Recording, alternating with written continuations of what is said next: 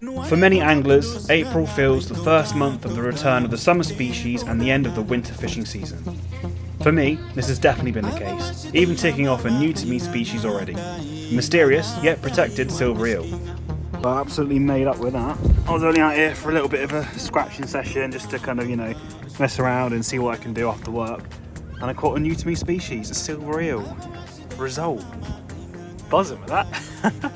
The arrival of spring means even a small scratching session off a local quayside can turn into a fantastic time out. Also bagging my first smoothhound of the year. Another species off the list for the year. Got baby smoothhound. Completely made up with that. It was only a little scratching session and there you go. What a session. With the sea finally feeling alive with life again and some great weather conditions forecast, I headed out on the boat with one target in mind: flatfish.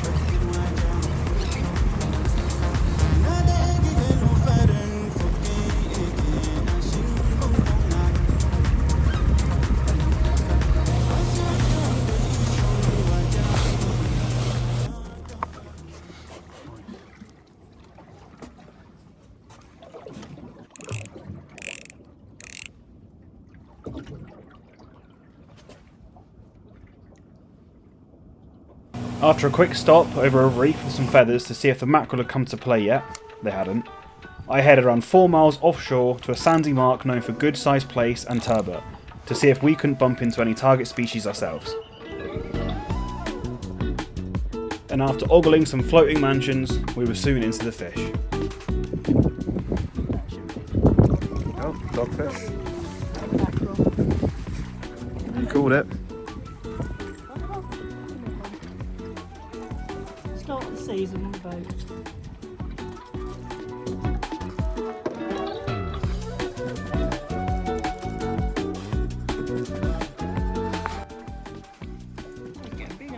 There they are actually.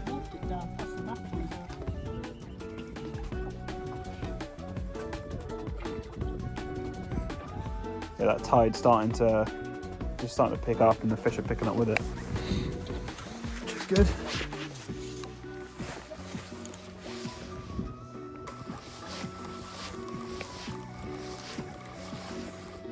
Oh, it's doggy.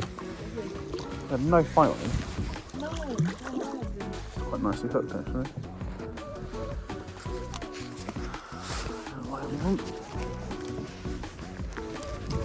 There he goes.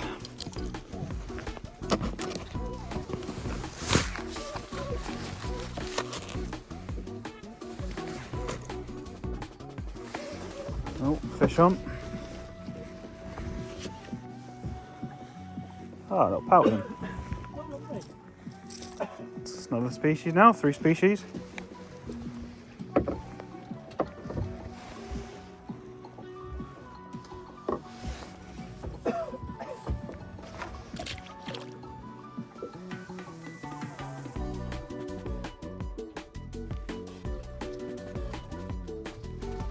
Here you can see the rig I use when drifting for flatfish.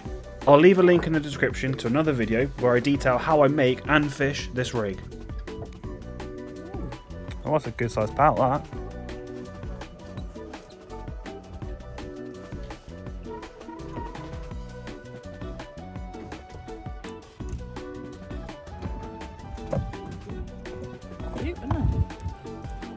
Hold him up.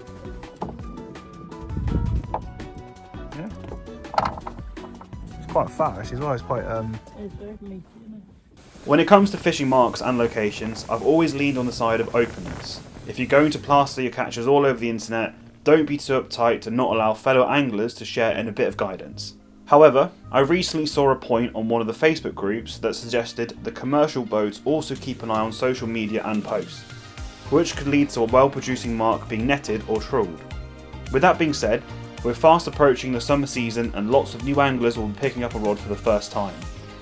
I'm still keen to do my bit and help others get the best out of their time on the water. So, my approach will be to put more emphasis on how I find the marks I fish, rather than where. We'll take Plaice for example, the target species for me in this session.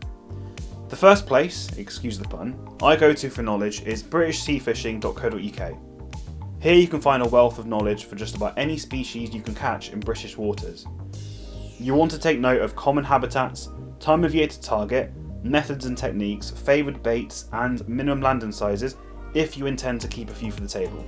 So with Plaice, we can see they prefer sandy and shingle seabeds on worm baits in the warmer spring-summer months. With this knowledge, you can load up your Navionics app and find a spot of seabed that should hold Plaice. This doesn't mean you'll catch your target species every single session, but it does give you the best opportunity to build your own knowledge of accessible marks to you and how best to fish them. I've used this kind of approach for both shore and boat fishing the last few years and feel it's a great way to start targeting the species that you want to catch. Now back to the fishing. With a lack of flatfish showing, we settled onto a new mark and chummed up the water, hoping to bring in some bream. It wasn't long, however, until the dogfish found us again.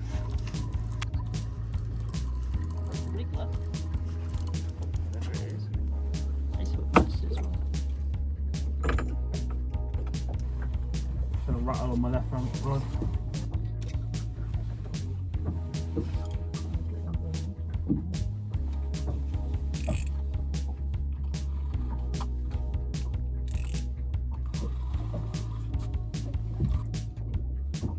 There you go, a little pouting on mackerel with squid, that was. Oh, look at that for a lip hook. Blimey. That's all he had in him. You only couldn't get much more of that food, did you? No.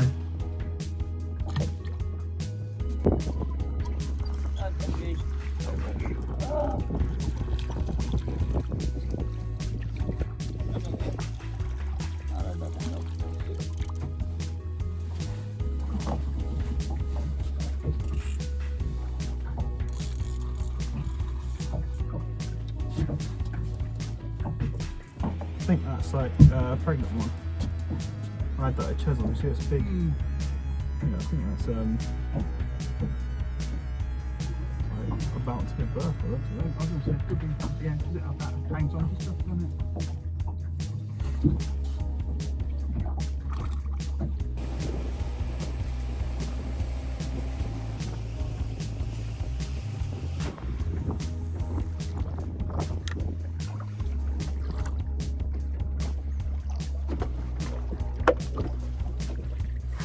We spent a good few hours on that mark with no sign of the bream, just a constant supply of dogfish with the odd pouting thrown in between.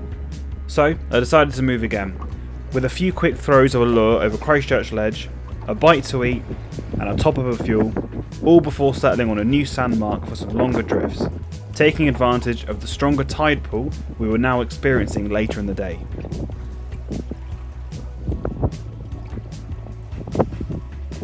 Frustratingly, the bites became non-existent, and with the conditions now being wind against tide, the sea state became uncomfortable. Nothing dangerous, just a bit wobbly to be fishing in. With that, we decided to head closer inshore for a bit more shelter. Before calling it a day, we decided to drop anchor and fish out the last few bits of bait. And on literally the first cast, in about 10 feet of water, this happened. Right guys, I can't even explain. This is the definition of fishing. We probably spent an hour and a half, I don't know, maybe 2 hours in the bit of swell trying to catch some plaice, catch some flatties, just kind of drifting some baits behind us. And we thought, oh well, it's not happening, we'll come back in, we'll anchor just outside Muddyford Harbour and kind of fish some baits out just to the end of it. And within 30 seconds at anchor, beautiful plaice. He's quite small, but he's quite well, you can't really see it on camera actually, but he's quite thick. You feel how dense he is. Oh, he's a chunk, isn't he? They're definitely Yeah, thicker, definitely a but chunk, they're getting fatter. yeah, I'll give him a measure, but it'll probably be going back. But yeah, there we go. Absolutely buzzing with that. Couldn't believe it either. So maybe there's a lesson learned here. Not to discredit the knowledge, research and thought that can be necessary for a good session, but I caught that plaice just at a random sheltered anchorage just before heading back into the mooring. So maybe the most important thing really is just keep your lines wet.